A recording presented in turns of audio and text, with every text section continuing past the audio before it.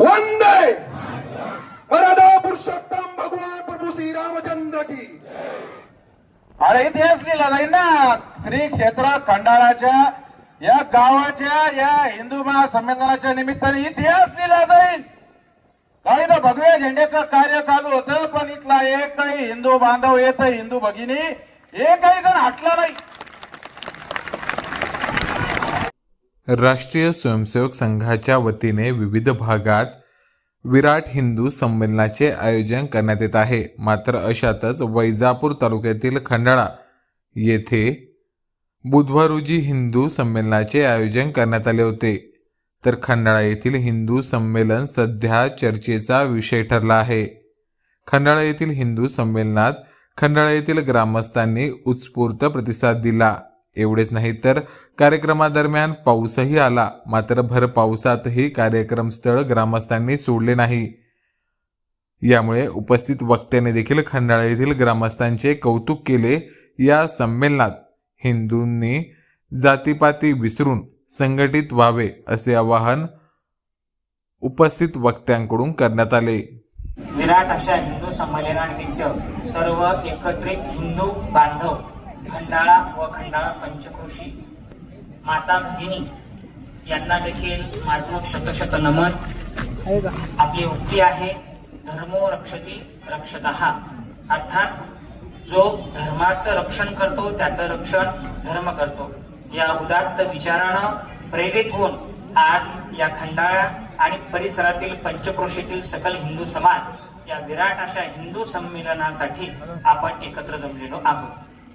सर्वप्रथम व्यासपीठावर उपस्थित सर्व मान्यवर, कुणाचाही नामोल्लेख मी करत नाही, सर्वच मान्यवर त्या ठिकाणी आदरणीय आहे, पूजनीय आहे। वेळेच्या अभावी सर्व मान्यवरांचं या खंडाळा नगरी व पंचक्रोशीमध्ये टाळ्या वाजून आपण त्यांचं स्वागत करतो। त्याचबरोबर हिंदू संमेलन का घ्यायचं, त्याचा उद्देश काय, या ठिकाणी आपण सर्व सकल हिंदू समाज एकत्र यावा, आपल्यामध्ये सामाजिक बंधुता निर्माण व्हावी, हा महत्वाचा उद्देश या विराट हिंदू संमेलनाचा आहे। या पार्श्वभूमीवर आपण हिंदू बांधवांनी तन मन धनानी या ठिकाणी आपल्या संघटन शक्तीचं त्या ठिकाणी प्रदर्शन केलेलं आहे। खरं तर आम्ही ज्यावेळेस सुरुवात केली 5 ते 10 बैठका आम्ही घेतल्या, त्यामध्ये काही बैठका विफल झाल्या, काही बैठकामध्ये चांगल्या पद्धतीचा प्रतिसाद मिळाला, परंतु जिद्द एकच होती आमच्या सर्व तरुण मित्रमंडळाची, सगळ्या हिंदू बांधवांची। त्या ठिकाणी सर्वांनी एकजूट एक वज्रमुठ तयार केली आणि त्या वज्रमुठीतून आज हे विराट संमेलन आपल्या समोर त्या ठिकाणी सादर होत आहे। या ठिकाणी प्रमुख जे सर्व वक्ते आहेत ते आपापल्या क्षेत्रामध्ये नामांकित आहेत आणि त्या ठिकाणी आध्यात्मिक क्षेत्र असेल, सामाजिक क्षेत्र असेल, हिंदुत्ववादी संघटना असतील, त्या सर्व क्षेत्रामध्ये विश्व हिंदू परिषद असेल, बजरंग दल असेल, सर्व संघटना असतील, हिंदूंचं रक्षण करणाऱ्या सर्व संघटना, गोरक्षक असतील, सर्व संघटनांनी एकत्रित येऊन सर्वांनी प्रचंड असा प्रतिसाद या ठिकाणी दिलेला आहे। खरं तर विराट हिंदू संमेलन फक्त आपल्याच इथे घडतंय असं नाही, संपूर्ण भारतामध्ये नवे सगळ्या जगामध्ये हिंदू संमेलन होत आहे। हिंदू संमेलन या ठिकाणी महत्वाची पार्श्वभूमी, राष्ट्रीय स्वयंसेवक संघाला 100 वर्ष पूर्ण झाली आणि या निमित्ताने पूर्ण भारतभर सर्व जगामध्ये हिंदूंचं संमेलन, हिंदूंचं संघटन आपण करत आहोत। या मागचा मुख्य हेतू त्या ठिकाणी सामाजिक समरसता। आज आपण जातीपातीच्या विळख्यामध्ये अडकलेलो आहोत, हे बंधन काढून टाकायचे आहे आणि आपल्याला संघटित फक्त एकच हिंदू समाज म्हणून या ठिकाणी एकत्रित यायचं आहे। हा मुख्य आणि मूळ हेतू या आपल्या असणाऱ्या विराट हिंदू संमेलनाचा आहे। त्याचबरोबर केवळ संघटित उपयोग नाही तर आपल्याला आपल्या पर्यावरणाचं रक्षण देखील करणं गरजेचं आहे। तर पर्यावरण रक्षण हा देखील या विराट हिंदू संमेलनाचा दुसरा हेतू आहे। तिसरा हेतू कुटुंब प्रबोधन। आज आपल्या लहान लहान मुलांना व्यसनाधीनता लागलेली आहे, मोबाईल सारखं व्यसन लागलेलं आहे। या व्यसनापासून आपल्याला त्यांना परावृत्त करायचं आहे, आपल्या माता भगिनींना, आपल्या तरुण वर्गाला यापासून परावृत्त करायचं आहे। त्यामुळे आपल्या कुटुंब प्रबोधनाची गरज आहे. लहान लेकरांना चांगले संस्कार लागले तर निश्चितच आपला हिंदू समाज अगणित काळ टिकेल आणि त्या ठिकाणी कुठलाही परकीय आक्रमण आपल्यावर होणार नाही. आतापर्यंत असंख्य असे आक्रमण आपण झेललेली आहेत, पण त्या ठिकाणी आता मात्र पुढे मात्र कुठलंही परकीय आक्रमण आपल्याकडे होऊ नये किंवा आपल्या स्वतःमधूनच एखादा शत्रू निर्माण होऊ नये. सर्वांनी संघटित राहावं, सर्व गावकऱ्यांनी एकत्र यावं आणि गावाचा, तालुक्याचा, जिल्ह्याचा, देशाचा आणि या राष्ट्राचा, नवे नवे जगाचा माऊलीने आपल्याला एकच संदेश आहे, आता विश्वात्मके देवो येणे वाग्यज्ञ तोषावं तो सोडी मत द्यावं असा आहे. माऊलींनी केवळ एका व्यक्तीचा किंवा एका राष्ट्राचा किंवा एका तालुक्याचा किंवा आपल्या भारतभूमीचा विचार न करता सगळ्या जगाचा व्यापक विचार मांडलेला आहे. आपल्याला हे सर्व जग हिंदूमय करायचं आहे, सर्व राष्ट्र हिंदूमय करायचे आहे. अखंड भारत हा आपला नारा आहे. त्याचबरोबर या ठिकाणी स्व आधारित जीवन, आज प्रत्येक गोष्टीसाठी आपण परावलंबी झालेलो आहोत, थोड्या थोड्या गोष्टीसाठी आपण परावलंबी झालो आहोत. तर आपल्याला स्व आधारित जीवन, आपलं कर्म आपणच करावं. सकाळी उठल्यापासून झोपेपर्यंत असेल सर्व कर्म आपण स्वतःचे आपण करावे. आपल्या स्वदेशीचा वापर करावा, स्वदेशी वस्तू ज्या आहेत त्या आपण करावे. आणि नागरिक कर्तव्य, आज आपण इथं जमलेलो आहोत, पण आपण इथे जमलेलो आपण सगळे हिंदू बांधव एका विशिष्ट रचनेमध्ये बसलेले आहेत. स्वयंसेवकांनी आपले कर्तव्य पार पाडलेले आहे. आपण त्या ठिकाणी आपले जे काही नियम घालून दिलेले आहेत शासनाने, त्या नियमाचं पालन सुद्धा करणं हे आपलं कर्तव्य आहे. हा मुख्य हेतू या विराट हिंदू संमेलनाचा आहे. एवढे बोलून मी माझे प्रास्ताविक संपवतो. जय श्रीराम, जय जय श्रीराम, भारत माता की.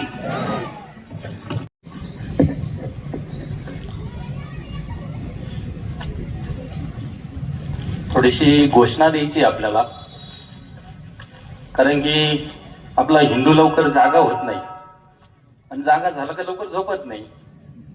त्याच्याकरता तुमचं गाव थोडंसं जागा झालेलं आहे, पण तरी पण आणखीन थोडेसे झोपलेले आपण जागृत करू.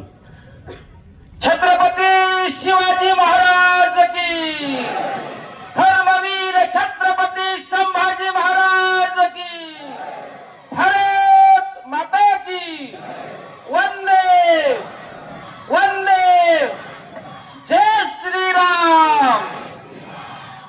मागलेला आवाज येत नाही का? आता हिंदू संघटित होणं गरजेचं आहे. इकडं तिकडं पांगले त्याच्यामुळे आपल्यावर आघात होत आहे. थोडस पुढे येऊन थोड्याशा घोषणा द्या. जय श्रीराम, जय जय श्रीराम. महाराजांनी जो इतिहास सांगितला आणि ताईंनी जी वस्तुस्थिती सांगितली, ह्या कार्याकरिता गेले 100 वर्षापासून राष्ट्रीय स्वयंसेवक संघ हे अहोरात्र काम करत आहे.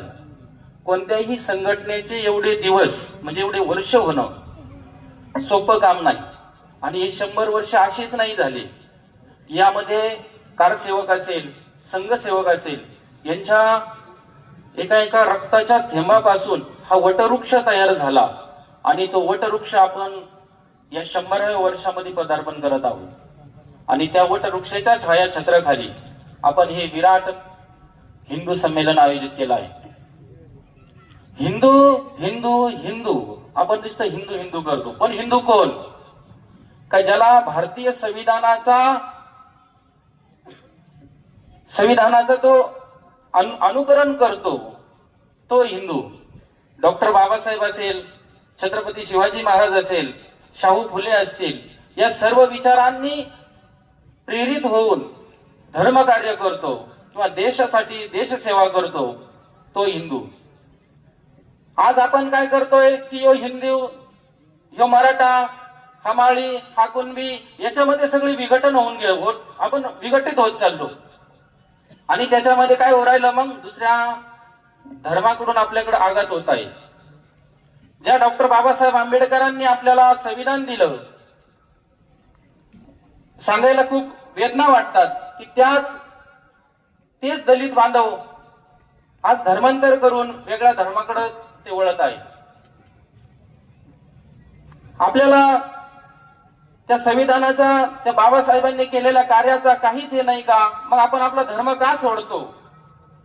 कशासाठी? फक्त 5,000 रुपये दिले त्यासाठी त्याचबरोबर आपल्या धर्मावर जे जे आघात होत आहे, थोडस पाऊस यायला लागला वाटतं, की पाऊस यायला सुरुवात झाली, पण आता काही म्हणजे काही गडबड करायची काम नाही, कारण की तुमच्या गावातील हिंदू सगळे एकत्र झाले म्हणून त्या वरुण राजाला सुद्धा आनंद झाला आणि तोही आपल्यावर वर्षाव करत आहे.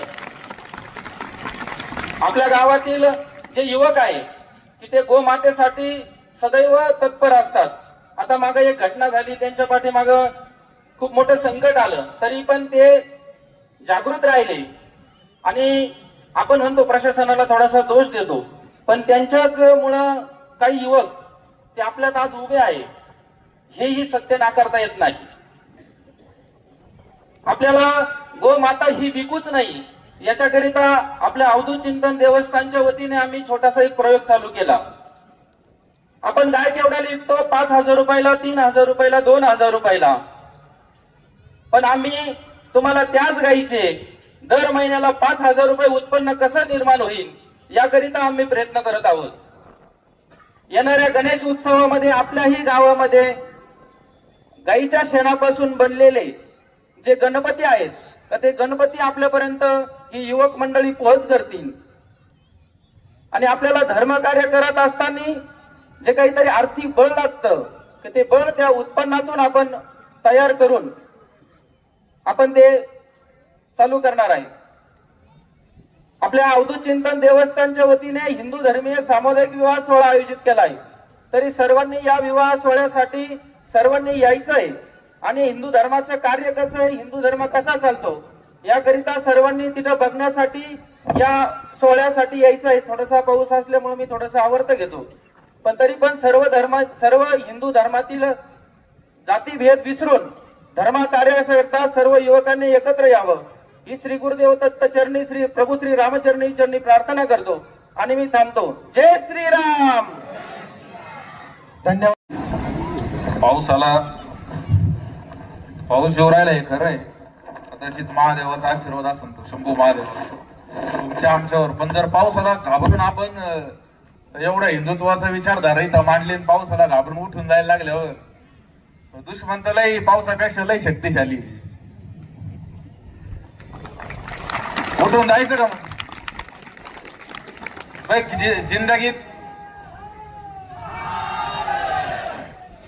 जिंदगीत कितक्या वेळेस पावसात भिजलो असं, आपण शेतात काम करताना भिजलो असं, कुठं पाहुण्याच्या लग्नाला गेलो तिकडं भिजलो असं, एवढ्या वेळेस पावसात भिजलो ना. आता पावसात मी आता भिजलो, मी विहीर घालून जाणार आहे 10-15 मिनिटं मेणबत्ती सारखा, किंवा तुम्ही विहीर घालून जाणार आहे का? अरे इतिहास लिहिला जाईल ना. श्री क्षेत्र खंडाळाच्या या गावाच्या या हिंदू महासंमेलनाच्या निमित्ताने इतिहास लिहिला जाईल.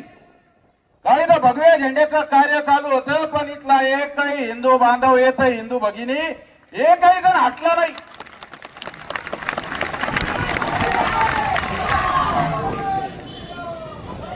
महाराजांनी सांगितलं, शहीद आजम सरदार भगतसिंग वयाच्या 23व्या वर्षी राष्ट्रासाठी त्यांनी प्राण अर्पण केला. अरे मग आपण पावसासमोर लढू शकत नाही का?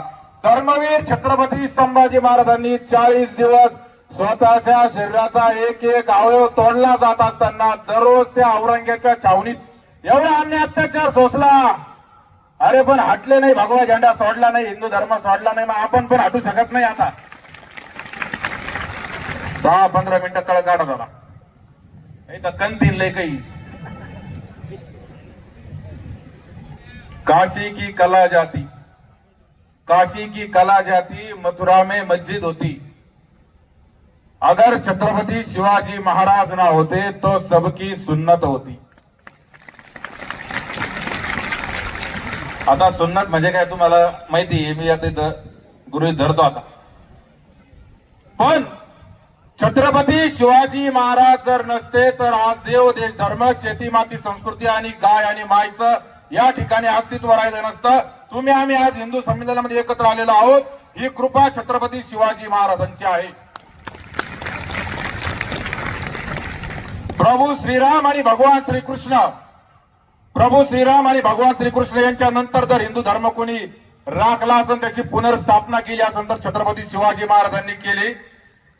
आणि त्या विचारधारेसाठी, त्या भगव्या झेंड्याच्या विचारधारेसाठी तो भगवा झेंडा आपल्या गावागावामध्ये शहरामध्ये आपल्या राष्ट्रामध्ये बुलंद राहावा यासाठी आपण एकत्र जमलेलो आहोत. कारण जोपर्यंत या तिरंग्याच्या पाठीशी भगवा झेंडा आहे तोपर्यंतच या देशामध्ये तिरंगा राहणार आहे. ज्या दिवशी हा भगवा झेंडा कमजोर झाला म्हणजे हिंदू इथं अल्पसंख्याक झाला, हिंदू कमजोर झाला, त्या दिवशी राष्ट्राचा तिरंगा ध्वज आपला तिरंगा ध्वज सुद्धा त्या ठिकाणाहून गायब होणार. त्यामुळे आपल्याला भगवा झेंडा मजबूत ठेवायचा आहे. तो भगवा झेंडा मजबूत हा विचारांनी होऊ शकतो. आपल्या पुढच्या पिढीला आपण जर भगव्या झेंड्याचा विचार दिला नाही, हिंदुत्वाचा विचार दिला नाही, तर येणाऱ्या काळात हा भगवा झेंडा कमजोर त्या ठिकाणी 100% होण्याचं काम चालू आहे. खंडाळा गावातली परिस्थिती तुम्हाला आम्हाला माहिती. खंडाळा गाव एक संघर्ष करणारं, हिंदुत्वासाठी झटणारं, हिंदुत्वासाठी संघर्ष करणारं गाव आहे. या गावाने अनेक संघर्ष पाहिला इथल्या तरुणांनी, इथल्या पंचक्रोशीमध्ये. तेव्हा इथं भगव्या झेंड्याचं कार्य उभं राहिलं, तेव्हा इथं हिंदुत्वाचं कार्य उभं राहिलं. अनेक संघर्षातून कार्य उभे राहतात, अनेक बलिदानातून त्यागातून कार्य उभे राहतात. भोग आणि भोगवादी संस्कृतीतून कार्य उभे राहत नसतात. त्याग करावा लागतो तेव्हा कार्य उभे राहतं. थोडक्यात मी 2-4 मुद्दे सांगायचे, तुम्हाला जास्त वेळ घेत नाही. पाऊस येतो याचा मला पण अंदाज आहे, पण तरी आपल्याला थोड्या वेळ त्या ठिकाणी पावसाला देखील टक्कर द्यायची. मुद्दा तुम्हाला सांगतो. लेकी बाळींचं लव जास्त बरंचसं मानलेलं आहे, पण लेकी बाळी आपल्या का तिकडे जातात हे मी तुम्हाला सांगतो. का जातात? जाण्याचं कारण हे आहे का आपल्या लेकी बाळींना आपण आपल्या परंपरेची शिकवण देत नाही, आपल्या संस्कृतीची शिकवण देत नाही. तिला रामायण महाभारत हा इतिहास आपण सांगत नाही, म्हणून ती मुलगी तिकडे जाऊ राहिली. अरे तिला ज्या वेळेस हे कळण का ती राष्ट्रमाता राजमाता जिजाऊ साहेबांची लेक आहे, राजमाता अहिल्यादेवींची लेक आहे, सावित्री क्रांतिज्योती सावित्री माईंची लेक आहे, झाशीच्या राणीची लेक आहे, माता रमाईंची लेक आहे. ती पोरगी हिंदू धर्म सोडून जाऊ शकत नाही. पण तिला सांगणार कोण? तू ही लेख आहे, जिजाऊ साहेबांची लेख आहे. ती पाहू राहिली मोबाईल, वेब सिरीज, कॉलेजमध्ये तिकडे तिला अशाच पोरी मैत्रिणी भेट राहिल्या. मग त्यांचे आदर्श कोण आहे? प्रियंका चोप्रा, दीपिका पदुकोण, आलिया भट. ती त्यांना पाहून त्यांना आदर्श मानवली, म्हणून ती या लवजेटच्या जाळ्यात अडकू राहिली. ज्या दिवशी ती हा विचारधारे करेल, जिजाऊ साहेबांना आदर्श मानून, त्या दिवशीपासून आपली राहण्याची वागण्याची पद्धत देखील त्यांच्या आपल्या हिंदू परंपरेनुसार राहील. अरे जिजाऊ साहेबांचा रूप पहा, अहिल्यादेवींचा रूप पहा. या सगळ्या हिंदू परंपरेला साजायचं आहे. आपल्या लेकीबाईंनी टिकल्या लावणं सोडून दिलं, आपल्या लेकीबाईंनी हिंदू धर्माचं पालन करणं सोडून दिलं, म्हणून या गोष्टी त्या ठिकाणी उघडलेल्या आहे. मग हे पालन करणं आपल्याला चालू करायचंय. आपण म्हणतो इतर धर्मीयाचं बारके पहिली दुसरीच्या टिबऱ्या टोपे घालून येऊन राहिली, पहिली दुसरीच्या टिबरे. मग आपल्याला रोग उठला का? भारतीय संविधानाने कलम 25 ते 28 मध्ये तुम्हाला आम्हाला तुमच्या धर्माचा प्रचार प्रसार करण्याचा, पूर्ण घरामध्ये आपला हिंदू धर्म देण्याचा, त्या ठिकाणी त्याचे पूर्ण प्रसार करण्याचा अधिकार दिलेला आहे. आपण का आपल्या पोराबाळांना सांगत नाही? अरे तू लहान आहे ना, लहानपणापासून तू आपल्या या धर्माचं पालन कर. मी काय म्हणत नाही तू लगेच बाबाच बनला पाहिजे, एखादा लगेच संन्यासित झाला पाहिजे. अरे नाही, तुझं जे काही तुझं कर्तव्य असेल, तुझा धंदा, तुझा व्यवसाय, तुझी नोकरी सगळं सांभाळून तू आपल्या हिंदुत्वाशी, आपल्या भगव्या झेंड्याशी एकनिष्ठ राहा. लहानपणापासून त्याला शिकवायला गण लावायला शिकला ना तो, लहानपणा शेवटपर्यंत गण लावायला लागेल. त्याला शिकवायला जय श्रीराम म्हणायला, आता जय श्रीराम म्हणला, त्याच्या पुढच्या पिढीपर्यंत जय श्रीराम जाईल.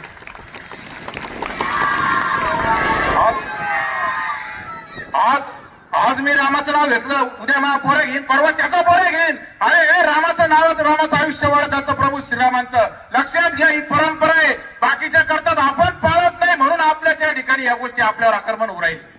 बाकीच्या अनेक गोष्टी बोलण्यासारख्या, गोरक्षणाचा पण विषय ते पण बोलणं झालेलं आहे. अरे पण गोरक्षणाच्या संदर्भात फक्त एकच मुद्दा मी घेतो, त्या आपले पोरं जे अडकले, लई प्रत्येक ठिकाणी लई मोठ्या टोकाला जाण्याची आवश्यकता नाही बांधवांनो. आपले पोरं अडकले, त्यांनी केलेलं ते अजिबात चुकीचं नाही, ते करत होते तर भगव्यासाठीच करत होते. पण दुर्दैवाने ती घटना घडून गेली. पोरं अडकले तर लई टोकाची गरज नाही. मी तुम्हाला सांगतो, कायदा एवढा मजबूत झालेला आहे आजकाल. आम्ही नगर जिल्ह्यामध्ये आमच्या तिथं अशा गोतस्करांच्या अनेक टोळे मोक्यामध्ये आम्ही त्यांना एसपी साहेबांना टाकायला लावलं. मोक्यात हे सगळे वारंवारचे गुन्हे करून राहिले, हत्येचे, गोतस्करीचे मोक्यात घालून द्यायचं काम. हे आपल्याला आज याचा सगळा वापर करणं गरजेचं आहे. आपल्या या तरुण पोरांचं अडकणं, एक पोरगा अडकला म्हणजे एका गावाचं काम थांबलं, एका तालुक्याचं काम थांबलं. लक्षात घ्या. तशी एक पोरगी गेली लवजियामध्ये, एक परिवार उद्ध्वस्त झाला, आणि ती ज्या परिवार गेली तो परिवार पण आपल्या हिंदुत्वाच्या विरोधातच, तिची पुढची पिढी हिंदुत्वाच्या विरोधातच राहणार. त्यामुळं बारीक गोष्टीमध्ये आपल्याला आपल्या लेकीबाळींचा असेल, पोराबाळांचा असेल, हे सांगणं गरजेचं आहे. शेवटचे 1-2 मुद्दे सांगतो. आपल्या पोरांनी व्यायाम केला पाहिजे भाऊ, खरं सांगतो. व्यायाम करणं लय गरजेचं आहे. आपले पोरं काही असे आपले कॉलेजचे पोरं शर्टीला शर्ट असं खुंटीला अडकवलं का तशा तब्येती यांच्या. अरे व्यायाम करा ना. छत्रपती शिवाजी महाराजांचं नाव घेतो, त्या मावळ्यांचं नाव घेतो. अरे आपण म्हणायचे रात्रीतून गड चढायचे, रात्री त्या मुघलांना गाडून, त्या औरंगजेबाच्या लोकांना गाडून त्यांच्या छाताडात भगवा राहून यायचे. हे रक्त आहे आपलं, हे रक्त आहे आपलं. म्हणजे आपण त्या मावळ्यांचे वारस आहे. तुमच्या आमच्या 13-14 पिढ्या मागे नेल्या तर आपले बापदादे या हिंदवी स्वराज्यासाठी रक्त सांडताना दिसतील. त्यांच्या बळावर हा देश राहिला, त्यांच्या बळावर हे राष्ट्र राहिलं. या हिंदवी स्वराज्यामुळे हे राष्ट्र राहिलं. या राष्ट्राचे खरे पिता कोण असत? या राष्ट्राचे खरे पिता म्हणजे मला कोणाच नाव नाही घ्यायचं, ज्यांना राष्ट्रपिता मानले जातात ते या राष्ट्राचे खरे पिता नाही. या राष्ट्राचे खरे पिता, हिंदुत्वाचे खरे पिता छत्रपती शिवाजी महाराज हे आहेत. त्यांच्यामुळे सगळं राहिलं. काशी राहिली, मथुराई राहिली, त्या छत्रपती शिवाजी महाराज राहिले. तर ते विचार आपल्या नसानसात भिनले पाहिजे. तो विचार आपल्या रक्तात आला पाहिजे. तो रक्तात आला, आपल्या घरात आला, आपल्या पुढच्या पिढीला येणार. एक पोरगी जिजाऊमा साहेबांचं, अहिल्यादेवींचं, झाशीच्या राणीच्या विचारधारेची बनली, ते अख्खा परिवार त्या विचारधारेचा बनवणार. अख्खा परिवार त्या विचारधारेचा, भगव्याच्या विचारधारेचा बनणार. त्यामुळं आपल्या लहान लहान मुलांना, लहान लहान मुलींना ही विचारधारा, ही शिकवण देणं तुमचं आमचं काम आहे. जर आपण हे केलं नाही तर उद्या मी तुम्हाला सांगतो, मी मालेगावला काम केलंय. मी पोलीस खात्यात होतो, मी 7 वर्ष सर्व्हिस केली. मालेगावला मी काम केलंय. एवढी भयान लोकसंख्या, एकेकाला 15-20 पोरं आहे. मी खोटं बोलून नाही राहिलो. एकेकाला 15-20 त्यांना रात्री ते गोळा करावं लागते, ते चेक करते. हे बाजूवाले का शाहरुख खान आहे, आपण आहे, कोणचा आहे, सलमान आहे, आपणाच आहे क्या? एवढी परिस्थिती आहे. मग तुम्ही आम्ही म्हणते आपले किती आहे? 1 आणि 2 जास्तीत जास्त. हा 1 आणि 2. मग विचार करा, 10-15 वर्षांतर एवढ्या संख्येने तिकडे फास्ट मध्ये वाढ राहिली आणि इकडे या जननदर कोणता आपला एवढा कमी जननदर हिंदूंचा. पुढच्या आपल्या पिढीची त्या आपला तो तरुण येतो लढणार कसं काय अशा एवढ्या मोठ्या त्या सगळ्या संख्याबळाच्या सोबत? विचार करा. ज्यावेळेस येतो ना असतो त्याला मरणाचं जपलेलं असतं. मरणाचं गाडीवर बसला तर मधी बस, तू चालू नको किंवा मागं बसू नको, मागं पडून जाशील तर पुढे धडकून जाशील, एवढं जपेल राहतं त्याला. अरे मग त्याच्यात हिंमत कशी येणार? त्यामुळे आज त्या ठिकाणी या मंचावर मला हे पण आव्हान आहे का आपल्या या देशामध्ये लोकसंख्या नियंत्रण जो कायदा आहे तो अतिशय कडक होणं गरजेचं आहे. जो आपल्याला लागू होतो हमदो हमारे तो तिकडे सगळ्यांना लागू झाला पाहिजे. नाही तर आम्ही 2-2 करणार, तुम्ही आहे 40-50-60 धनादन दणकी आणि बसा बोकांडी. नंतर मालेगाव मध्ये तेच झालेले. मालेगाव 35-40 वर्षापूर्वीपर्यंत हिंदू बहुल होतं, हिंदू बहुल होतं. श्रीरामपूरचा वार्ड नंबर 2 सुद्धा 35-40 वर्षापर्यंत हिंदू बहुल होतं. भिवंडी सुद्धा हिंदू बहुल होती. पाकिस्तान देश सुद्धा होता हिंदू बहुल. 100 वर्षापूर्वी जर गेलं तर इथं त्या ठिकाणी धर्माची संख्या वाढत वाढत गेली. हे मी सांगत नाही, माझ्या मनाने याचे डेटा आहे, सगळा याचे रेकॉर्ड आहे. धर्माची संख्या वाढत गेली, तिथं त्या ठिकाणी कब्जे होत गेले. हे खरं आहे का खोटं आहे त्या ठिकाणी तुम्ही ते तुमचं चेक करून पहा. आणि ते आपल्या ताब्यातून गेलं म्हणून आपल्याला जागं राहणं लय गरजेचं आहे. लक्षात घ्या, मी तुम्हाला सांगितलं, तो डोनाल्ड ट्रम्प, अमेरिकेचा डोनाल्ड ट्रम्प, तो त्याच्या धर्माचा, तो त्याच्या राष्ट्राध्यक्ष पदाची शपथ त्याच्या धर्मग्रंथावर हात ठेवून घेतो. त्या अरब राष्ट्रातले लोक त्यांच्या धर्माचं पालन करता. आपल्याला एवढ्या आपल्या महान हिंदू धर्माची लाज का वाटते पाळायला? का गण लावायला लाज वाटायला आपल्याला? का टिकी लावायला लाज वाटायला? छाती ढोकून लावा. छत्रपती शिवाजी महाराजांचा हिंदू धर्म आहे. मर्यादा पुरुषोत्तम प्रभू श्रीरामांचा हिंदू धर्म आहे. सुदर्शन चक्रधारी भगवान श्रीकृष्णांचा हिंदू धर्म आहे. महाबली हनुमंतांचा हिंदू धर्म आहे. वारकरी संप्रदायाचा हिंदू धर्म आहे. लाज कुठल्याही गोष्टीची बाळगू नका. भगवा त्या ठिकाणी आपला आहे आणि कायम भगवाच राहिला पाहिजे. हेच तत्व आपल्या नसा भिनवा. एवढं मला तुम्हाला या ठिकाणी सांगायचंय, नाहीतर परिस्थिती अवघड होत जाईल. शेवट शंभू छत्रपतींचं सांगतो. शंभू छत्रपतींचं, अरे संभाजी महाराजांना इथं आम्ही संभाजीनगर नामकरण मोहीम घेतली तेव्हा बरेचसे लोक सामील झाले होते, मुलं मित्र सगळे झाले होते. अरे त्या संभाजी महाराजांना एवढं भयानक हाल करून मारण्यात आलं. त्या ठिकाणी एवढे त्यांचे अन्याय अत्याचार झाले, पण शंभू छत्रपतींनी भगवा झेंडा सोडला नाही, हिंदवी स्वराज्याची विचारधारा सोडली नाही. त्यांच्या डोळ्यात त्या ठिकाणी त्या लाल लाल गरम सळ्या त्या ठिकाणी काय हे करण्यात आल्या. त्याच्यावर एक मी त्या ठिकाणी एक वाक्य बोलतो, मी त्या ठिकाणी थांबतो. अरे काटा याची जीभ उमटले शब्द बादशाचे, काटा याची जीभ उमटले शब्द बादशाचे, हाती भाले घेऊन धावले गुलाम तुकड्याचे, हाती भाले घेऊन धावले गुलाम तुकड्याचे. अरे जीभ काटण्यापूर्वी छावा सिंहाचा वदला, जीभ काटण्यापूर्वी छावा सिंहाचा वदला. अरे हिंदू धर्म की जय तयाचा नाद नबी घुमला, हिंदू धर्म की जय तयाचा नाद नबी घुमला. अरे जीभ कापली तरी चालेल पण धर्म सोडला नाही. शेवट एक गर्जना करा दोन्ही हातवर करून बोला, एकच गर्जना फक्त हर हर महादेवची बोला. नमो पार्वती पते हर हर. धन्यवाद. जय श्री. फक्त दोन गोष्टी सांगतो आणि मी लगेच संपवतो माझा.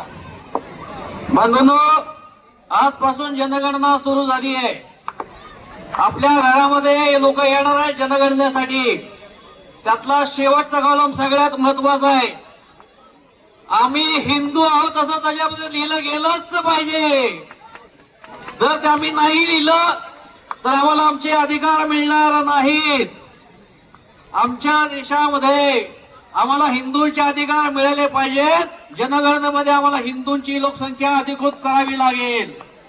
2001 साली आमच्या देशातला हिंदू 83% होता. 2011 साली हा 79% झाला. 4% हिंदू घटला. 2021 जनगणना करोनामुळे झाली नाही. आता 2027 जनगणना होईल. हिंदूंची लोकसंख्या 75%च्या खाली येऊ शकते. आमच्या घरामध्ये आमच्या अपत्यानं केवळ 2 मुलं नाहीत, 2 पेक्षा अधिक मुलांना जन्म द्यावा लागेल तर आमचा हिंदू धर्म टिकेल. आमच्या हिंदू समाजामध्ये लग्नाचं वय 30 पेक्षा जास्त असू नये. 22 ते 25 वर्षापर्यंत आम्हाला आमच्या घरातल्या मुलामुलांची लग्न करावी लागतील. 100 वर्षाच्या कालखंडामध्ये आमच्या हिंदू समाजामध्ये 5 पिढ्या जन्माला आल्या पाहिजेत. 5 पिढ्या. आता आमच्या हिंदू समाजामध्ये केवळ 3 पिढ्या जन्माला येत आहेत. म्हणून आमचा हिंदू जनसंख्येचा दर हा घटत चाललाय. ही अतिशय शोकाची गोष्ट आहे. नाती टिकतात केवळ आमच्या घरामध्ये 4 लोक जन्माला आल्यानंतर. 2 मुली आणि 2 मुलं परिवारामध्ये ज्यावेळेस जन्माला येतात त्या मुलाला काका, मामा, मावशी आणि आत्या तयार होते. ज्या घरामध्ये एकच मुलगा जन्माला येतो त्याला काका मामा मिळत नाही. ही शोकांतिकेची गोष्ट आहे. आम्हाला जर आमच्या समाजाची नाती टिकवायची असतील तर हिंदू समाजाची लोकसंख्या वाढवावी लागेल. आणि हिंदू समाज हा भारत केवळ लोकसंख्या जास्त असल्यामुळेच टिकून आहे. ज्या ज्या ठिकाणी हिंदू समाजाची लोकसंख्या कमी झाली तो समाज तो भाग आपल्या भारतापासून दूर चालला गेला. त्याचं उदाहरण काश्मीर आहे. रामचंद्र भगवान की, सियावर रामचंद्र की जय श्रीराम. जय जय. अरे आमची परंपरा तर कुठली होती ती? या जगामध्ये आम्ही अतुल्य होतो. या जगामध्ये आम्ही शून्याचा शोध लावला. ज्यावेळेस जगामध्ये लिहिता वाचता येत नव्हतं त्यावेळेस सूर्य आणि पृथ्वीमधलं अंतर मोजून देणारे आम्ही आहोत. आमच्या देशामध्ये असे एक आश्चर्यकारक मंदिर तयार झालं. आपल्या इथपासून वेरूळ आहे, वेरूळ. असं मंदिर तयार झालं की त्याचं पहिल्यांदा शिखर तयार केलं, त्याच्यानंतर पाया भरला गेला. इतकी अद्भुत कला आमच्या हिंदू समाजामध्ये होती. हे सगळं संपलं कशामुळं? कारण आम्ही आमचा सत्व विसरत गेलो. आम्ही आमच्या जातीमध्ये विभागला गेलो. आमच्या रामाच्या मंदिरामध्ये एखादा उपेक्षित समाजाचा बांधव आला तर त्याला मंदिरामध्ये प्रवेश दिला जात नाही. ही शोकाची गोष्ट आहे. ज्या ज्ञानेश्वर महाराजांनी ज्ञानेश्वरी लिहिली त्या ज्ञानेश्वर महाराजांना पाणी दिलं नाही आपल्याच हिंदू समाजातल्या बांधवांनी. या आमच्या इतिहासातल्या झालेल्या चुका आम्हाला सुधाराव्या लागतील. या अशा असंख्य चुका आम्ही केलेल्या आहेत. आणि या सगळ्या माता भगिनींना माझी विनंती आहे, सगळ्यात पहिल्यांदा बळी तर तुम्हीच पडतात. कुठल्या अशा मातेला वाटतं की माझ्या मुलीचं अपहरण व्हावं, आणि कुठल्या अशा आईला वाटतं की माझ्या पोटामध्ये जो गर्भ वाढतोय तो पाडला जावा केवळ मुलगी आहे म्हणून. अरे आम्ही हिंदू समाजाचे घटक आहोत ना. नवरात्रामध्ये ते आम्ही नवरात्रीच्या दुर्गा देवीची पूजा करतो. जी मुलगी अजून वयात आली नाही तिला आम्ही देवी समोर मानतो, नव्हे मातृशक्तीला आम्ही देवी समोर मानतो. पण त्याच घरामध्ये ज्यावेळेस मुलगी जन्माल्यानंतर सगळ्यांची चेहरे अगदी स्मशानामध्ये गेल्यासारखे का होतात? मुलगी जन्माला येणार म्हणून तिचं अबॉर्शन केलं जातं. अरे ज्या मुलीच्या जन्मामुळेच तर या ठिकाणी छत्रपती शिवाजी महाराज जन्माला आले. अरे या मुलीच्याच जन्मपोटी छत्रपती संभाजी महाराज जन्माला आले आणि या मुलीच्या पोटीच आम्ही सगळे जन्माला आलेलो आहोत. किती आम्ही भेद करतो आहोत. त्या तुकाराम महाराजांच्या अभंगामध्ये एक श्लोक येतो, तो धर्म जाती भेद अमंगळाचा येतो तो. विष्णुमा जग वैष्णवाचा धर्म भेदाभेद अमंगळ. या खंडाळा गावामध्ये दोन सुनांची येतात, लग्न होऊन सुनाबाई येतात आणि वर्षभरामध्ये ते आई होतात. आणि ज्या घरामध्ये मुलगा जन्माला येतो आणि दुसऱ्या घरामध्ये मुलगी जन्माला येते, पेढे कुठल्या घरात वाढले जातात हो महाराज? ज्या घरामध्ये मुलगा जन्माला येतो तिथं पेढे वाढले जातात. का बरं? मग मुलगी झाला तुम्ही 2 पेढे का नाही वाटत आणि मुलगी झाला बर्फीच का वाटतो? हे कोणी शिकवलं आम्हाला? अरे आम्हाला आनंद झाला पाहिजे आमच्या घरामध्ये बा लक्ष्मीचा जन्म झालाय. आम्हाला आनंद झाला पाहिजे छत्रपती शिवाजी महाराजांना ज्यांनी आशीर्वाद दिला अशी तुळजा भवानी माझ्या घरामध्ये जन्माला आली असा मला उत्कर्षाचा आनंद झाला पाहिजे. कायद्यानं बंदी आहे, भूतहत्या बंदी आहे, परंतु आमच्या देशामध्ये आजही बेकायदेशीरपणे आमच्या मातांचं गर्भ पाडला जातो की नाही पाडला जात? किती मोठं पाप आम्ही हिंदू समाजामध्ये करतो आहोत. त्याच्यामुळे आज आमच्या देशामध्ये अशी अवस्था आली. त्या ठिकाणी गोरक्षेचा खूप मोठा विषय आता चर्चा झाली, परंतु बंधूंनो मी मागच्या 15 दिवसापूर्वी 20 दिवसापूर्वी याच वैजापूर तालुक्यामध्ये आलो होतो. मी 6 ते 7 गावांमध्ये प्रवास केला. सगळा शेतकरी वर्ग आहे. मला दुर्दैवानं सांगायला फार संकोच होतोय, वाईट वाटतं मला. एकाही शेतकऱ्याच्या घरावरती देशी गाई नाहीये. तुम्ही आम्ही काय गोरक्षण करणार? सगळे हायब्रिड गाय बांधून ठेवलेत आम्ही. केवळ हायब्रिड गाय बांधून ठेवल्या असं नाहीये बंधूनो. त्या हायब्रिड गायच्या पोटाला जन्माला येणारा बछडा तो शेताच्या कामाचं नाही, प्रजननाच्या कामाचं नाही म्हणून आमचा शेतकरी त्याची मोठी मुलगाळून टाकतो. या कसायापेक्षा जास्त क्रूरता आमचा हिंदू समाज करायला लागलेला आहे. आम्हाला जर हिंदू धर्मामध्ये गाय सुरक्षित ठेवायची असेल तर आम्ही शेतकरी वर्ग आहोत. एक तरी गाय आमची देशी असलीच पाहिजे गावामध्ये. आमच्या मुलाबाळाला देशी गायचं दूध दिलं पाहिजे, हायब्रिड गायचं दूध नाही देता आलं पाहिजे. हे आम्हाला ठरवावं लागेल. चिठ्ठ्या येतात मला माहिती आहे, पावसाळी मला माहिती आहे. सगळ्या माता भगिनी बसलेल्या आहेत. सगळ्यात कमी वेळ तुम्ही मला दिला, मला मुख्य वक्ता म्हणून बोलवता इथं. मी माझ्याच वेळेप्रमाणे बोलणार. त्यामुळे मला असं वाटतंय की या ज्या हिंदू समाजावरती आक्रमण होत आहेत, आमच्या इथं हुंडा दिला जातो. आमच्या इथं मुलींचं वय 30 वर्षानंतर 35 वर्षानंतर जन्मात कधी घालणार? म्हातारा झाल्यावर अपंग मुलं जन्माला घालणार आम्ही.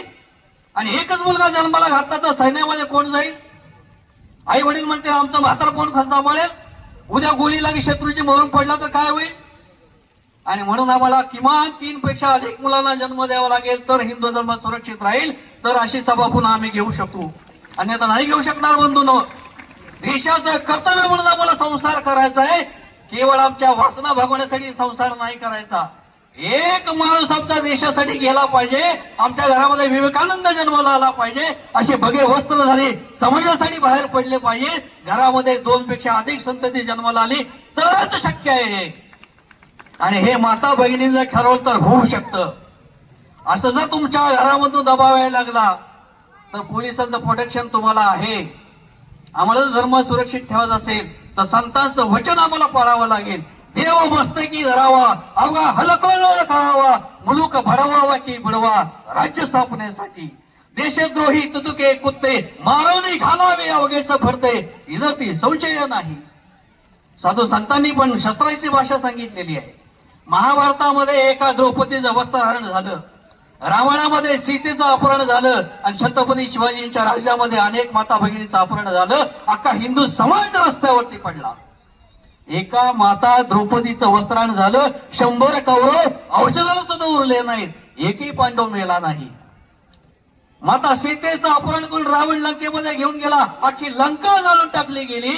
इथं मागच्या वर्षीचा आकडेवारी पोलिसांकडे रेकॉर्ड आहे त्याचं. 2025च्या कॅलेंडर वर्षामध्ये आमच्या महाराष्ट्रामधनं 48,000 मुली पळून गेलेल्या आहेत.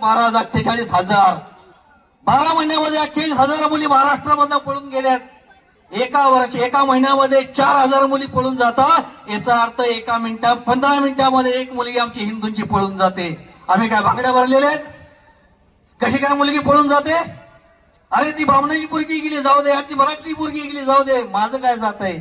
अरे ती सुद्धा माझीच भगिनी आहे. हा विश्वास आमच्या समाजामध्ये जागृत करण्याची नितांत गरज आहे. 2023चा भारत सरकारचा आकडा सांगतो 13 लाख महिला गायब आहेत आमच्या देशामध्ये. 13 लाख कुठे गेल्या? आज औरंगाबादची लोकसंख्या, संभाजीनगरची लोकसंख्या सुद्धा त्याच्यापेक्षा कमी आहे. या मारल्या गेल्या, या विकले गेलं, काहींचे अवयव विकले गेले. एवढे काय स्वस्त आहेत आमच्या माता भगिनी? आम्ही छत्रपती शिवाजी महाराजांची इथं आराधना करतो, ज्याचा इतिहास आम्ही वाचतो आणि या सगळ्या इतिहासाची परंपरा आम्ही पाळतो, तरी सुद्धा आमच्या माता भगिनी सुरक्षित नाहीत. कायदा नंतर येतो. मागशी त्या ताईने सांगितलं आम्हाला काय तयार व्हायचंय. हिंमत कशी होते त्यांची? कॉलेजच्या मुली अतिशय लक्ष देण्याची आवश्यकता, आई वडिलांची जबाबदारी आहे. आमच्या घरामध्ये केवळ एकच जर बाल जन्माला आलं तर त्याला रक्ताचं एकही नातं उरणार नाही. आई वडील गेल्यानंतर लक्षात ठेवा. आणि ज्यावेळेस त्याला आजार झाला आणि किडनी द्यायची झाली तर रक्ताच्या नात्याची किडनी लागते. एकच जर बाळ जन्माला घातलं तर त्याला किडनी कोण देईल? याचा आम्ही विचार केलाय कधी? म्हणून हिंदू धर्म जर आम्हाला सुरक्षित ठेवायचा असेल तर आम्हाला आमची लोकसंख्या सुद्धा मजबूत ठेवण्याची आवश्यकता आहे. ही जनगणना येणार आहे बंधूंनो. या जनगणनेमध्ये आम्हाला सावध राहण्याची आवश्यकता आहे. आम्ही आमची जात जरूर लिहावी. शेवटचा कॉलम आहे, तुम्ही कुठल्या धर्माचे आहात. 2001च्या सेन्सेक्स मध्ये 8 लाख लोकांनी लिहिलं होतं हिंदू समाजातल्या बांधवांनी आमचा एक कुठलाच धर्म नाही, आम्ही धर्मी आहोत. आणि 2011 10 वर्षामध्ये 8 लाखाची संख्या 80 लाखापर्यंत गेली. त्याच्यामध्ये लिहिलं नाही 80 लाख हिंदूंनी की आम्ही हिंदू आहोत म्हणून. आता 2027 चालू आहे बंधूंनो. किती जण लिहितील देव जाणे. आम्हाला हिंदू लिहिण्याची लाज का वाटते? आम्हाला हे अतिशय चिंताचा विषय आहे. त्यामुळं या गंभीर विषयाकडे हिंदू समाजाने लक्ष देण्याची गरज आहे. माझं भाषण मी आता आटपतो. पाऊसही थांबलाय आणि सगळ्यांना जेवायची चिंता लागलेली आहे. घरी कदाचित जेवण बनवलं नसेल, कारण इथं जेवण मिळणार आहे म्हणून ती व्यवस्था आयोजकाने केलेली आहे. तर आम्हाला संकल्प करायचा आहे. आम्ही आमच्या शेतामध्ये एक तरी देशी गाय पाळू. संकल्प करावा लागेल. खास करून माता भगिनींना देवाची पूजा करायला सुद्धा आमच्याकडे देशी गाय शिल्लक राहिली नाहीये. ज्या जाहिराती येतात टीव्हीवरती त्या हायब्रिड गायच्या जाहिराती येतात. एकही देशी गाय तिथं नाहीये. घरामध्ये लोक कुत्रे पाळतात पण गाय पाळत नाहीयेत. आमच्या हिंदू धर्मातल्या मुली हिंदू धर्मामध्येच लग्न करतील त्याच्यासाठी आम्ही त्याचं समर्थन करू. जर ती परधर्मामध्ये गेली तर तिला परत आणायचं काही कारण गेली तर बोलत काय हरकत नाहीये. ती जातेच कशी? गेलीच नाही पाहिजे. हा संकल्प मला करावा लागेल. आणि तिसरा संकल्प, आमचे सगळे सण उत्सव आम्ही उत्साहाने साजरे केले पाहिजेत. पारंपरिक वेशेमध्ये आम्ही साजरे केले पाहिजेत, आर्टिफिशियल नाही. म्हणून आम्हाला या हिंदू धर्माच्या रक्षणासाठी आणि संरक्षणासाठी ज्या ज्या ठिकाणी आवश्यकता पडेल त्या त्या ठिकाणी रस्त्यावर येण्याची गरज आहे. आणि दुसरी एक माझी सगळ्यांना विनंती आहे. आमचं एक जे जिहादाचे प्रकार चालू आहे त्याच्यामध्ये अनेक प्रकारचे जिहाद आहेत. आमच्या वस्तू घरामध्ये येणाऱ्या कोणाकडनं घेतल्या गेल्या पाहिजेत याचे आम्हाला भान असलं पाहिजे. त्या पवित्र घरातनं झाल्या पाहिजेत याचा आम्हाला भान ठेवलं पाहिजे. वस्तू महाग मिळाली चालेल परंतु आम्ही निधर्मीकडनं वस्तू खरेदी करणार नाही. हा संकल्प आमच्या माता भगिनींनी करण्याची गरज आहे. आमच्या घरामध्ये येणारं जे अन्नधान्य आहे, जे भाजीपाला आहे त्याच्यावर कोणीतरी पुतलंय कोणीतरी थुकलंय अशा भाज्या आम्हाला नाही पाहिजेत. कोरोनाच्या कालामध्ये मानवी सगळे अनुभव केलेले आहेत. एक तर आम्ही आमच्या घरचंच पिकवू पण एकाही विदेशी धर्माच्या लोकांकडून आम्ही घेणार नाही. हा संकल्प आजच्या सभेच्या निमित्त आम्ही करू. या सगळ्यांवरती आम्हाला आर्थिक बहिष्कार टाकल्याशिवाय हे पिलावळ सरळ होणार नाही. हेही सत्य आहे. सार्वजनिक ह्याच्यावरती बोलावं की न बोलावं मला माहित नाही, परंतु ज्या मुलांना आणि मुलींना आम्ही जे मोबाईल दिलेत त्याचे सगळ्यांचे पासवर्ड आमच्या आई बापाला माहिती आहेत की नाही माहिती आहेत याची जरा खात्री करा. एवढंच बोलून मी थांबतो. जय श्रीराम.